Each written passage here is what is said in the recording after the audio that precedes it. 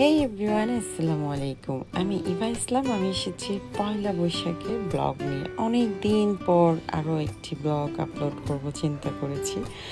আসলে ওইভাবে video upload করা হয় না, ভাবি যে আজকে দেব কালকে দেব। তো যাই হোক, নতুন বছর উপলক্ষে একটা ব্লগ করে ফেললাম। হঠাৎ করে প্ল্যান করলাম যে বের হব বাসা থেকে।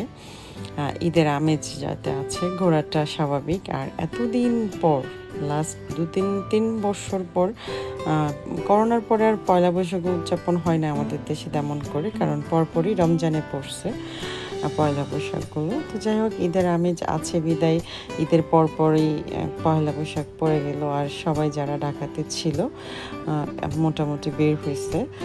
আর সবচেয়ে বেশি ভালো লাগছে কি, মোটামুটি ঢাকাটা অনেক ফাঁকা ছিল। তো রেডি হয়ে চলে গেলাম প্রথম টিএসসি মোড়ে। টিএসসি মোড় থেকে ওই দিক দিয়ে মধুমিতা হলের এই দিক দিয়ে গিয়ে একেবারে ঘুরে টুরে জায়গায় টিএসসি মোড় দিয়ে একেবারে পুরা ছবির হাট পর্যন্ত এদিক দিয়ে আসলাম। দেন কি করলাম যে এত ভালো লাগে নাই, সবাই দেখে হাঁটাহাঁটি করছে, রাস্তা বন্ধ। তো রেশকা নিয়ে যতটুকু ঘোরা যায় অতটুকু। দেন ওর আয়নকে নিয়ে গেছিলাম সাথে, ওকে ঢোল কিনে দিলাম, ও ঢোল পিঠাচ্ছে, খুব ভালো লাগছে, ভালোই পয়লা বৈশাখ মনে হচ্ছে। দেন আমি চলে গেলাম সংসদ ভবনের সামনে।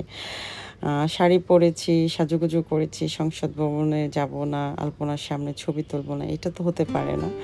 যেমন ভাবা তেমন কাজ, হঠাৎ করে প্ল্যান করে সিএনজি নিয়ে চলে গেলাম সংসদ ভবনে। এখানে এই যে পোস্ট পাস দিচ্ছি, ঘুরতেছি।